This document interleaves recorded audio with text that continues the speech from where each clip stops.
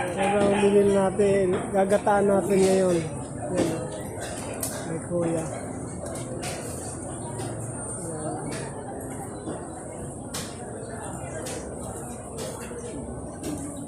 Ano po yung isda ito? Ay, tilapia.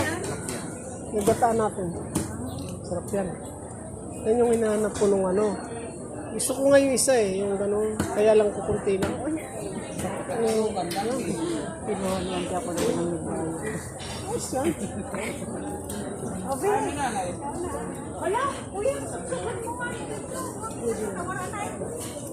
Ano yan? Yan kasi gusto niya ulam.